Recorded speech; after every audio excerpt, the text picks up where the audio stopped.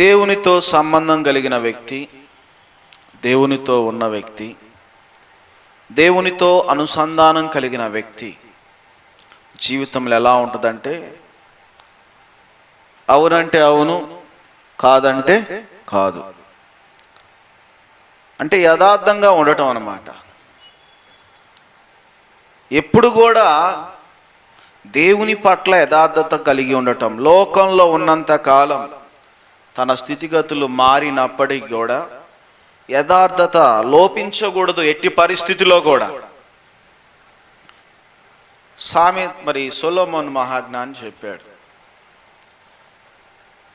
సామెతలు 28వ అధ్యాయము 18వ వచనంలో, యథార్థముగా ప్రవర్తించువాడు రక్షింపబడును, మూర్ఖ ప్రవర్తన గలవాడు హఠాత్తుగా పడిపోవును. ఇక్కడ లేఖనాల్లో పరిశీలించుకుంటూ పోతే సొలొమోను రాయించిన సామెతలలో ఇక్కడ ప్రతి విశ్వాసికి కావాల్సింది యథార్థత. యథార్థత అనేది చాలా ముఖ్యం. లోకంలో ఉన్నంత కాలము దేవునిలో నీతిగా బ్రతకటము, దేవునిలో యథార్థంగా బ్రతకటము చాలా అవసరం. అందుకని యథార్థవంతులు ఎప్పుడు కూడా యథార్థముగా ప్రవర్తించువాడు రక్షింపబడుననుంది. ఎవడైతే దేవుని రక్తంలో కడగబడి దేవునిలో ఉండి ప్రతిరోజు కూడా తన ఆయుష్కాలం అంతా కూడా యథార్థంగా నడుచుకుంటాడో వాడు రక్షించబడతాడు. సామెతలు 28:18 వచనంలో, యథార్థముగా ప్రవర్తించువాడు రక్షింపబడును, మూర్ఖ ప్రవర్తన గలవాడు హఠాత్తుగా పడిపోననుంది. నోవాహు తరములో దేవుడే సాక్ష్యం ఇచ్చాడు. ఏమని సాక్ష్యం ఇచ్చాడు? నోవాహు నిందారహితుడై దేవుని దృష్టికి యథార్థంగా ఉన్నాడని సాక్ష్యం ఇచ్చాడు. హల్లెలూయా. నిందారహితుడు అంటే ఏ నింద లేని వ్యక్తిగా యథార్థంగా ఉన్నాడంట. కాబట్టే జలప్రళయంలో నోవాహు కుటుంబం మాత్రమే రక్షించబడింది. ఈరోజు లేఖనాల ద్వారా దేవుడు సెలవిచ్చేటువంటి మాట ఏందనంటే, దేవుని రక్తంలో కడగబడినటువంటి మనం అందరం కూడా యథార్థ జీవితంలో యథార్థంగా ప్రవర్తిస్తే మనం రక్షించబడతామంట.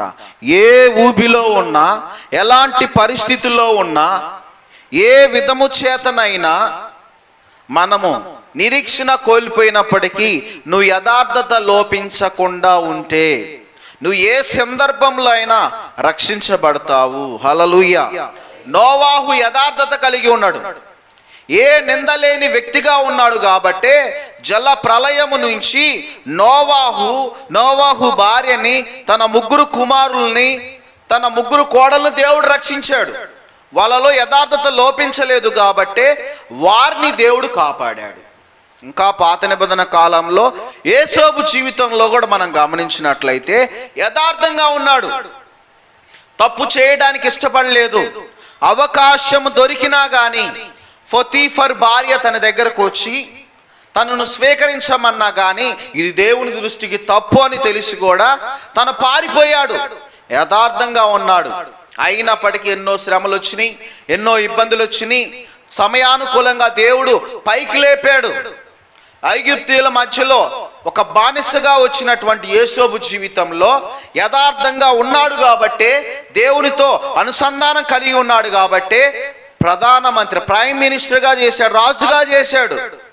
ఒక బానిసగా ఉన్న జీరో బ్యాలెన్స్గా ఉన్న వ్యక్తికి తర్వాత రాజుగా మార్చాడు. ఈరోజు యథార్థవంతులు, యథార్థంగా ప్రవర్తించేవారు ఏ సందర్భంలో అయినా, ఏ పరిస్థితిలో అయినా వారు రక్షించబడతారు.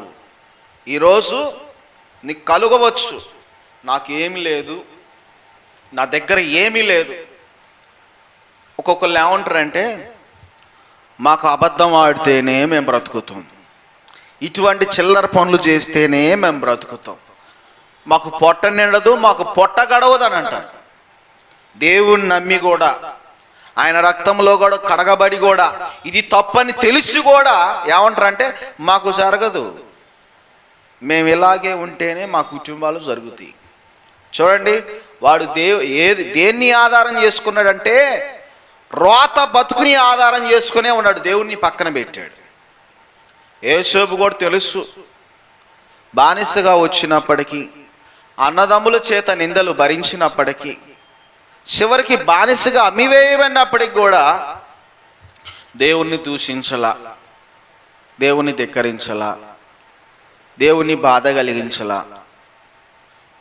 ఒకటే అనుకున్నాడు, ఏదో ఒక రోజు నాకు మంచి రోజులు వస్తాయి, తప్పకుండా నేను చూస్తాను అని నిరీక్షణ కలిగి ఎదురు చూశాడు. 17 సంవత్సరాల నుంచి, ఇంచుమించుగా 17 సంవత్సరాల నుంచి శ్రమలు అనుభవించుకుంటూ వచ్చినప్పుడు దేవుడు ఎప్పుడు రాజుగా చేశాడు?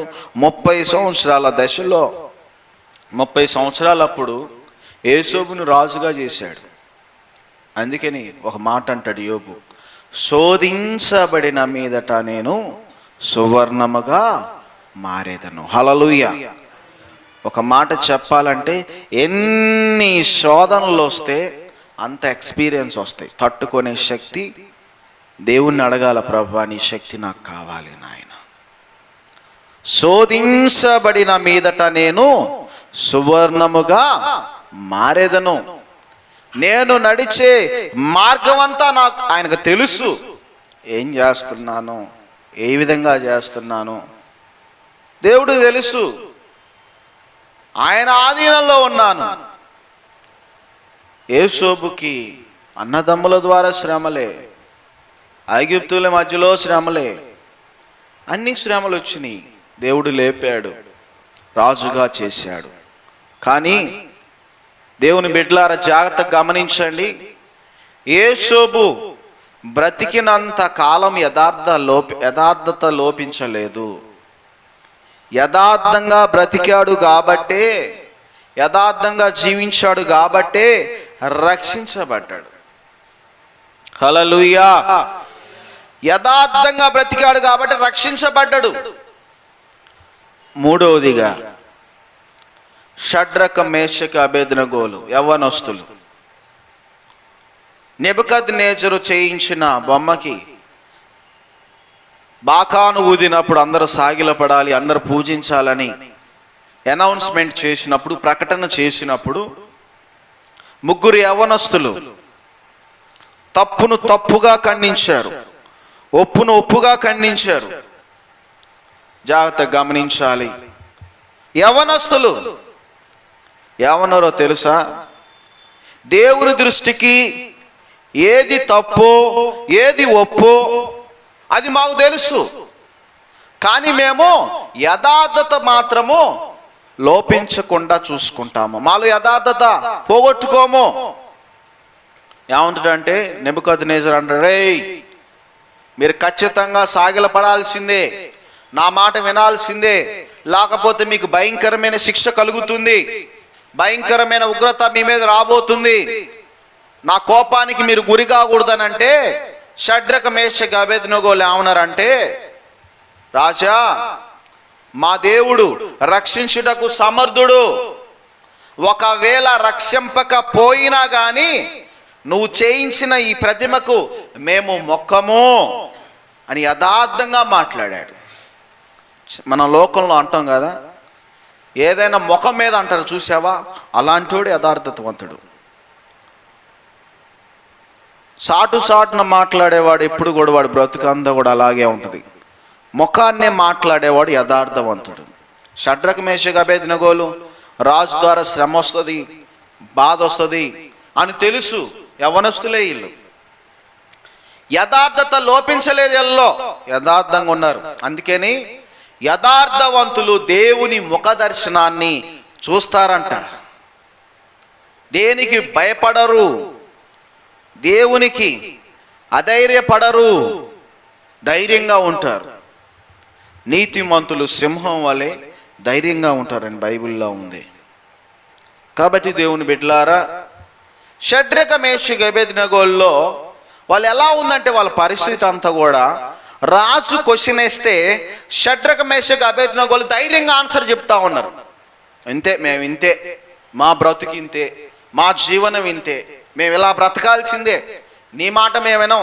లోకంలో రాజు అయినప్పటికీ, నీకు నమస్కారం అయినప్పటికీ, నువ్వు చెప్పిన మాట అది తప్పు అయితే మేము చేయటానికి సిద్ధంగా లేము. ఇంతే, మేము ఇంతే, యథార్థంగా ఉంటాము, యథార్థంగా జీవిస్తాము.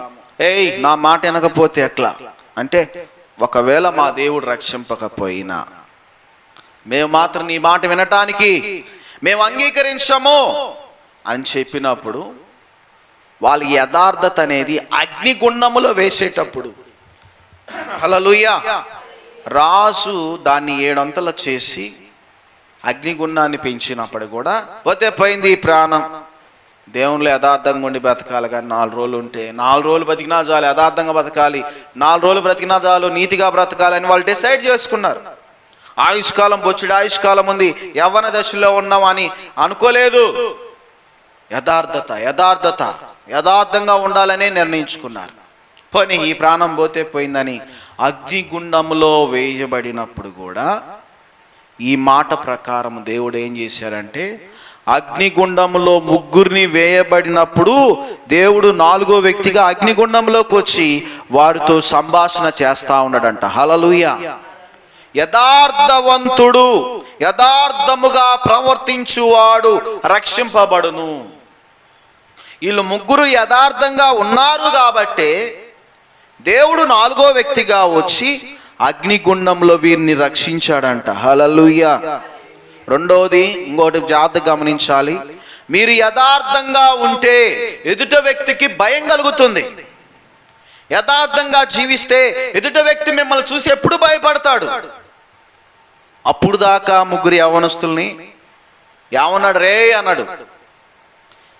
అగ్నిగుండంలో నుంచి నెబుకద్నెజరు చూసినప్పుడు వాళ్ళ 3తో పాటు ఇంకొక వ్యక్తి కనబడతా ఉన్నాడు.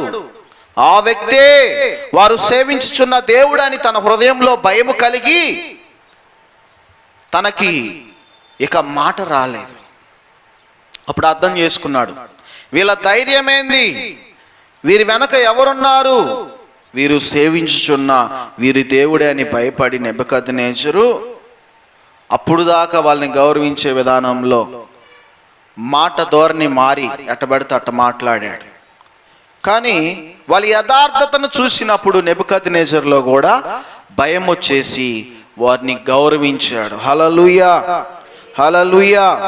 అగ్నిగుండము దగ్గర ఉండి ఏమన్నాడు, జీవం కలిగిన దేవుని సేవకులారా నా యొద్దకు రండి, నా యొద్దకు రండి అని పలికాడు.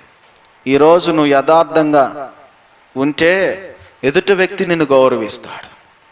యథార్థంగా నువ్వు ప్రవర్తిస్తే ఎదుట వ్యక్తి నిన్ను గౌరవిస్తాడు. నువ్వు భక్తి జీవితంలో నువ్వే సరిగా లేకపోతే నిన్నెవడు గౌరవించడు. నీతిగా యథార్థంగా ఉంటే రక్షించబడుతూ, రెండోది గౌరవాన్ని పొందుతూ, మూడోది నువ్వు ఆత్మీయతలో కూడా ఫలించే మొక్కలాగా ఉంటావు. హల్లెలూయా. నోవాహులాగా, యేసేపులాగా, షడ్రక మేషక అబేద్నెగోలాగా నీ జీవితము యథార్థంగా ఉంటే స్థితిగతులన్నీ కూడా మార్చబడతాయి. హల్లెలూయా. రెండోదిగా మూర్ఖ ప్రవర్తన గలవాడు హఠాత్తుగా పడిపోవును. మూర్ఖ ప్రవర్తన అంటే స్వచిత్తం. 2 రకాల మనుషులు ఉన్నారు. మూర్ఖ ప్రవర్తన అంటే మూర్ఖంగా ప్రవర్తించడం. ఏదైనా నేను చెప్పినట్టే వినాలి, నా మాటే వినాలి, నేను చేసిందే రైట్, ఇంకెవ్వడి మాట వినను అన్నవాడి జీవితంలో సొలొమోను దీని గురించి కూడా చాలాసార్లు హెచ్చరించాడు. నీ మార్గం వాని దృష్టికి యథార్థంగా కనబడును, అయినను తుదకు అది మరణానికి. హల్లెలూయా. నేను నడిచే మార్గం రైట్ అనుకుంటే, నేను మాట్లాడే మాట రైట్ అనుకుంటే వాడు జీవితం పతనమైపోయినట్టేనంట. అటువంటి వాళ్ళలో ఎటువంటి లక్షణాలు వస్తాయి అంటే ఫస్ట్ గర్వం వచ్చింది. గర్వపడేవాడే ఇటువంటి ఆలోచనలు వస్తాయి. గర్వంగా ఉన్న వ్యక్తికే నేను చెప్పింది రైట్ అంటాడు. ఎమ్మడే క్యాచ్ చేయొచ్చు వాళ్ళు ఏముంది అని చెప్పేసి, గర్వం ఉంది. ఇంకోటి, ఎవడి మాట వినడు, అహంకారం కలిగినోడు. అహంకారం వెంబడి అవమానం వచ్చిద్దని అంట. హల్లెలూయా. ఇక్కడ చూడండి, నాశనానికి ముందు గర్వం నడిచిద్ది, పడిపోవటానికి ముందు అహంకారమైన మనసు ఉంటుంది. మూర్ఖ ప్రవర్తన గలవాడిలో ఇటువంటి లక్షణాలన్నీ వస్తాయి. అహంకారం వెంబడి అవమానం వచ్చిద్దని అంట. ఇది మంచిది కాదు. మూర్ఖ ప్రవర్తనలో ఇన్ని లక్షణాలు ఉన్నాయి.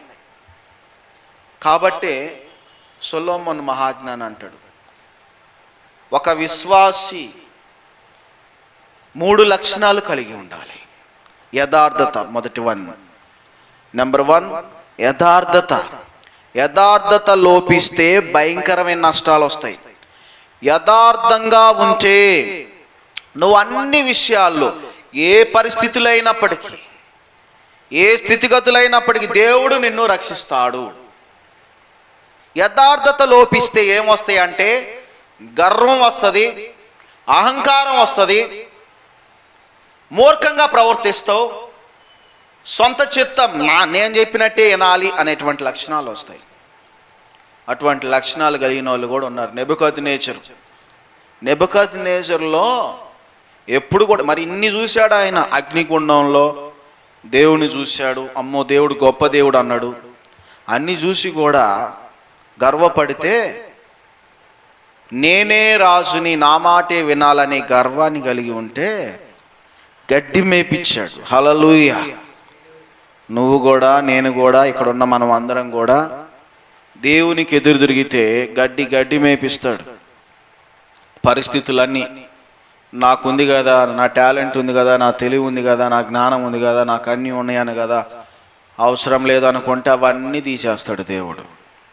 తప్పిపోయిన కుమారుడు ఏమనుకున్నాడు? నాకు చదువు ఉంది, నాకు జ్ఞానం ఉంది, నాకు తెలివితేటలు ఉన్నాయి, ఇదిగో నా తండ్రి దగ్గర తీసుకొచ్చిన ఆస్తి ఉందని దూరంగా వెళ్ళిపోయాడు. తన ఇష్టానుసారంగా తిరిగాడు, దురలవాట్లకు గురైపోయాడు. చివరికి పందులు తాగే పొట్టుతో కడుపు నింపుకున్నాడంట. హల్లెలూయా. దేవుడు మేపిస్తాడు. దేవునికి ఎదురు తిరిగితే దేవుడు ఎవరిని ఊరుకోడు. నిన్నైనా నన్నైనా ఎవరిని ఊరుకోడు. కాబట్టి ఈ మొదటి లక్షణం యథార్థత. బ్రతికినంత కాలము యథార్థత లోపించకుండా చూసుకోవాలి. యథార్థత చాలా అవసరం. కాబట్టి నోవాహుని అంటాడు, నోవాహు నిందారహితుడై దేవుని దృష్టికి యథార్థముగా నడుచువాడని దేవుడే సాక్ష్యం ఇచ్చాడు. హల్లెలూయా. ఏ నిందలేని వ్యక్తిగా యథార్థవంతుడిగా ఉన్నాడు. యేసోబు జీవితంలో కూడా యథార్థంగా ఉన్నాడు. షడ్రక మేషక అబేద్నెగోల జీవితంలో కూడా యథార్థంగా నడిచారు. ఇంకా ఉన్నారు పాత నిబంధన కాలంలో. ముగ్గురినే ఉదాహరణగా చూపించారు. మూర్ఖ ప్రవర్తన విషయంలో కూడా నెబుకద్నెజరు ఉన్నాడు, బెల్షాజర్ కూడా ఉన్నాడు. రాజులు ఉన్నారు మూర్ఖంగా ప్రవర్తించిన వాళ్ళు శిక్ష పొందారు, కొన్నిసార్లు మరణానికి గురైపోయారు. కాబట్టి దేవుని బిడ్డలారా, మొదటి లక్షణం యథార్థత కలిగి ఉండాలి.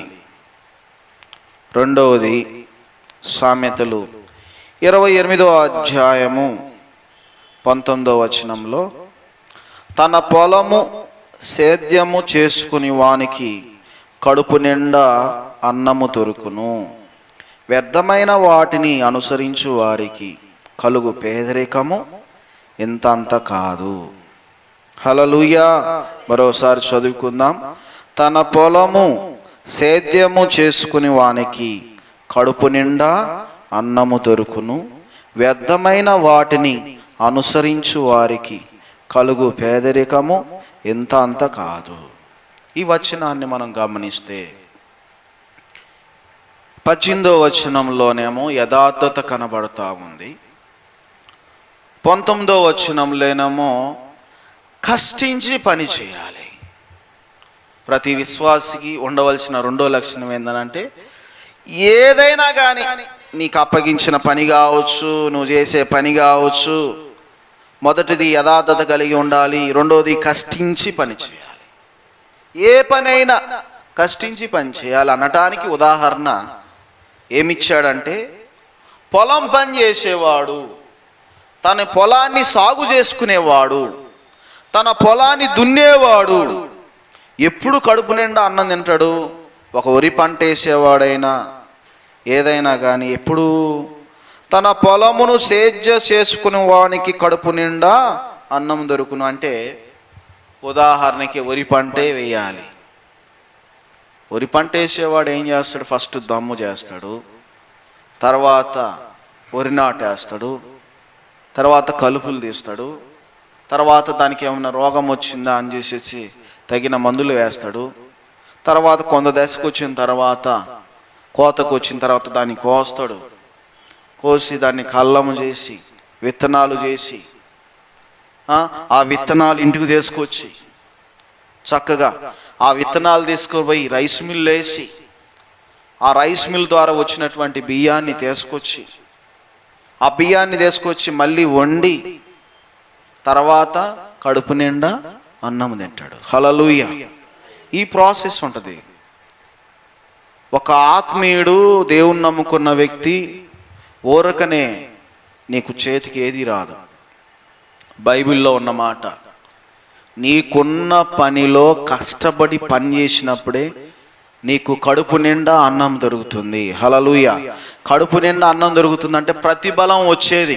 ఇక్కడ వ్యవసాయదారుడు గురించి ఉదాహరణ ఇచ్చాడు. వ్యవసాయం చేసేవాడు ఇంత కష్టపడితేనే కడుపు నిండా అన్నం తింటాడు.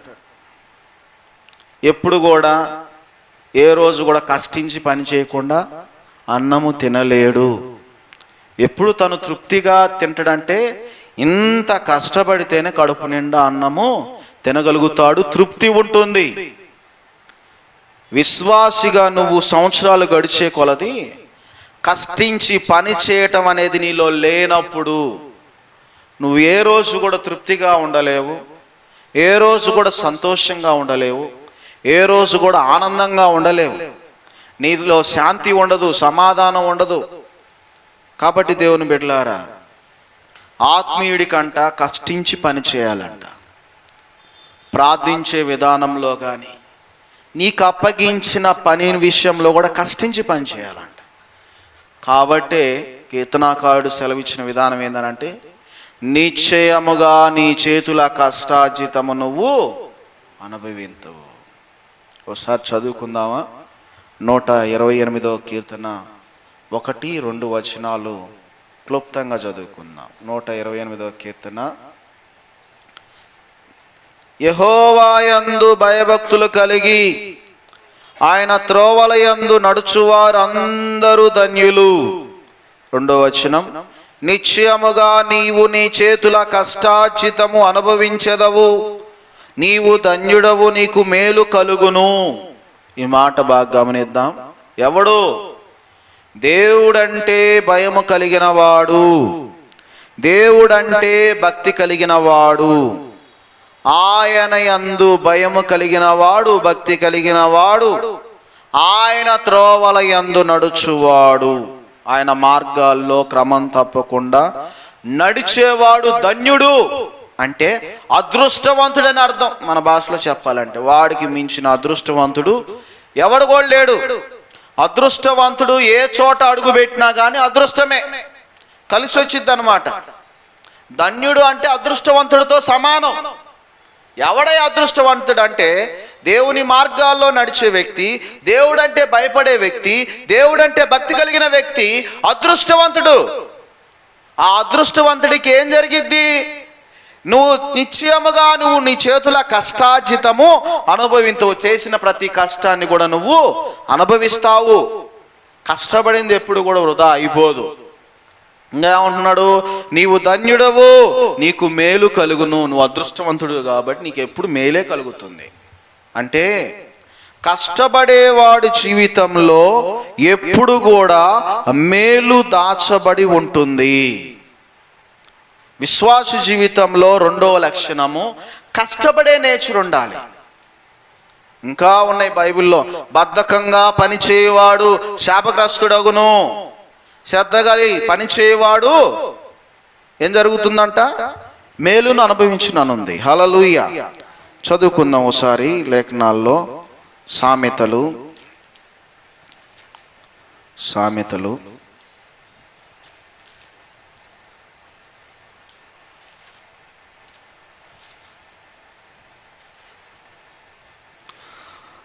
10వ అధ్యాయము 4వ వచనం. బద్ధకముగా పనిచేయువాడు దరిద్రుడగును, శ్రద్ధ గలవాడు ఐశ్వర్యవంతుడగును. చూడండి ఈ మాట ఎంత ఓదార్పు, ఎంత ధైర్యాన్ని ఇస్తుందనంటే, సామెతల 10వ అధ్యాయం 4వ వచనంలో బద్ధకంగా పని చేయవాడు, ఏ పని విషయంలో అయినా బద్ధకంగా పని చేస్తే, నీకు అప్పగించిన పని విషయంలో నువ్వు కష్టించి పని చేయకపోతే నువ్వెప్పుడు దరిద్రుడివే, నీకేం కలిసి రాదు, ఆ పని పైకెక్కి రాదు. శ్రద్ధ గలవాడు ఐశ్వర్యవంతుడగునుంది. ఏ పని అయినా కానీ శ్రద్ధ ఉండాలి. వ్యవసాయదారుడు శ్రద్ధ లేకపోతే తన కడుపు నిండదు, తను దేని విషయంలో కూడా ముందుకు వెళ్ళలేడు. కాబట్టి ఈ వచనాన్ని మనం జాగ్రత్తగా గమనించినట్లయితే రెండవ లక్షణము కష్టించి పని చేయాలి. నీకు అప్పగించిన పని విషయంలో కావచ్చు, ఆత్మీయతలో కావచ్చు, ప్రార్థన విషయంలో కూడా కష్టించి పని చేయాలి. యేసు ప్రభు మాదిరి చూపించాడు. తన ప్రార్థన చేస్తుంటేనంట చెమట రక్తముగా మారి కింద పడిపోయిందంట. ఒలీవ కొండ దగ్గర, గెత్సేమనే తోటలో తను ప్రార్థించాడు, కష్టపడ్డాడు, మాదిరి చూపించాడు. ఈరోజు మనం ప్రార్థించడానికి కష్టపడలేకపోతున్నాం. ఇంకోటి అక్కడే 19వ వచనంలో, వ్యర్థమైన వాటిని అనుసరించు వారికి కలుగు పేదరికము ఇంత కాదు. పేదరికం ఎందుకు పోవట్లేదు మనకి, దరిద్రం ఎందుకు పోవట్లేదు అని అంటే, వ్యర్థమైనవి నీలో ఏమైనా ఉంటే తీసేసుకోవాలి. దేవునికి ఇష్టం లేనివి నీలో ఏమైనా ఉంటే తీసేసుకోవాలి, మంచిది కాదు. వ్యర్థమైన వాటిని అనుసరించు వారికి కలుగు పేదరికం ఇంత అంత కాదు అని అంటుండు. అంటే ఎంత కాదు అంత కాదు, భయంకరమైన పేదరికం వస్తుందంట. కాబట్టి ఈ రెండు లక్షణాన్ని బట్టి ప్రతి విశ్వాసి అని అంటే ఇక్కడ ఉన్న మనం అందరం కూడా ఎవరైనా ఏ విషయంలో అయినా కష్టించి పని చేయకపోతే దరిద్రమే వస్తుంది. శ్రద్ధ కలిగి ఉంటే అది నీ పని మేలుకరంగా ఉంటుంది. నువ్వు అదృష్టవంతుడు అని అర్థం. కష్టించి పని చేసేవాడు అదృష్టవంతుడితో సమానం. నువ్వు ధన్యుడు అని అంటున్నాడు బైబిల్లో. అంటే ధన్యుడికి అర్థం ఏంటంటే అదృష్టవంతుడు. అదృష్టవంతుడు ఏ పని చేసినా అదృష్టమే అంటారు కదా. ధన్యుడు అంటే ధన్యుడు లిస్టులో ఉంటే నువ్వు ఏ పని చేసినా కానీ ధన్యుడితో సమానం. మొదటిది యథార్థత కలిగి ఉండాలి, రెండవది కష్టించి పని చేయాలి, మూడవది నమ్మకంగా ఉండాలి దేవునికి. హల్లెలూయా. ఒకసారి చెప్దాం హల్లెలూయా. రెండు చేతులు ఎత్తి చెప్దాం హల్లెలూయా. మూడవది నమ్మకం చాలా అవసరం. నమ్మకమే పెట్టుబడి. మనం ఎంత నమ్మకంగా ఉంటే ఎంత పెట్టుబడి పెడతామో అంత లాభం దేవుడు మనకిస్తాడు. మూడవది ఏంటంటే 20వ వచనంలో చదువుదాం. నమ్మకమైన వానికి దీవెనలు మెండుగా కలుగును, ధనవంతుడగుటకు ఆతురపడువాడు శిక్ష నొందకపోడు. రెండు లక్షణాలు ఉన్నాయి నమ్మకంలోనే. నువ్వు దేవునికి నమ్మకంగా ఉంటే దీవెనలు మెండుగా కలుగును. అంటే ఆశీర్వాదాలు. మెండుగా అంటే అన్లిమిటెడ్ అని అర్థం. అసలు దానికి అవధి లేదు. మెండుగా అంటే ఎంత అని లేదు, కొంత మేలులే అన్నలు అక్కడ. నమ్మకమైన వ్యక్తి దేవునితో నమ్మకంగా ఉంటే, దేవునికి నమ్మకంగా ఉండాలి, మనుషులకు కాదు. జీతగాడు యజమానికి నమ్మకంగా ఉంటాడు. ఎంతో నమ్మకంగా ఉంటే యజమాని ప్రేమించి వాడిని చేరదీసి ఎంతో కొంత అమౌంట్ ఇచ్చి ఎంతో కొంత వస్త్రాలు పెట్టి వాడి కృతజ్ఞత కలిగి ఉండటానికి ఇంకా పనులు చేస్తాడు. అదే దేవునికి నమ్మకంగా ఉంటే, ఆ దీవెన నీ మీద ఉంటే, ఆశీర్వాదాలు నీ మీద ఉంటే, మెండైన ఆశీర్వాదాలు నీకు కలుగుతాయి. ఇప్పుడు ఆత్మీయులు నమ్మకంగా ఉండలేకపోవటం వల్ల, నమ్మకంగా దేవుళ్ళు ఉండలేకపోవటం వల్ల ఇప్పుడు చెబుతున్నారు కదా, మాకు అబద్ధాలు ఆడకపోతే మేము బతకలేము, మేము మోసం చేయకపోతే బ్రతకలేము, మేము ఎలా ఉండకపోతే బ్రతకలేము అయ్యా, మరి ఏం చేయాలి? ఇది తప్ప మాకు వేరే దిక్కు లేదు, ఈ జీవనం తప్ప మరి వేరే దిక్కు లేదు.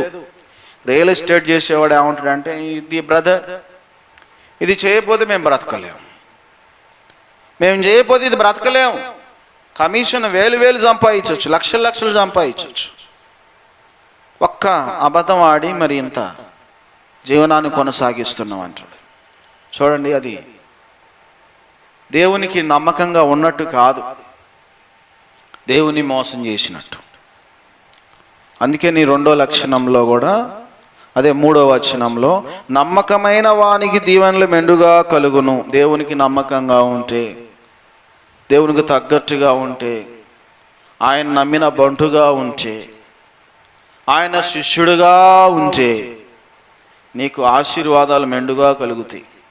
ఆశీర్వాదానికి వారసుడువు నువ్వు. అంతేకాకుండా ధనవంతుడు అవ్వాలని ఆతురతపడి తప్పుడు మార్గాల్లో పోయి మోసం చేయటం, ఇతరులను ఇబ్బంది కలిగించటం, ఇతరులను మోసం చేయటం, ఇవన్నీ పనులు చేసుకుంటూ పోతే శిక్ష నొందక పోడు. శిక్ష తప్పర్థంగా ఉండాలి. ఫస్ట్ పాయింట్ ఏంటంటే యథార్థంగా ఉండాలి, దేవునిలో యథార్థంగా ఉండాలి. రెండవది దేవునిలో కష్టపడాలి. మూడవది దేవునికి నమ్మకంగా ఉండాలి. ప్రతి విశ్వాసికి ఉండవలసిన ఈ 3 లక్షణాలు చాలా అవసరం. ఇవి ఏవి లోపించినా కానీ మనకు శ్రమ, మనకి ఇబ్బంది.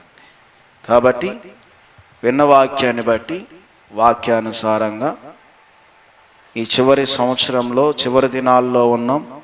నీలో యథార్థత లోపిస్తే సరి చేసుకో. దేవుని పరంగా కష్టపడకపోతే కష్టపడు. దేవుని పరంగా నమ్మకంగా లేకపోతే నమ్మకంగా ఉండు. ఈ 3 లక్షణాలు కలిగి ఉంటే దేవుడు మనల్ని దీవిస్తాడు. దేవుడు ఈ మాటలు దీవించునుగాక.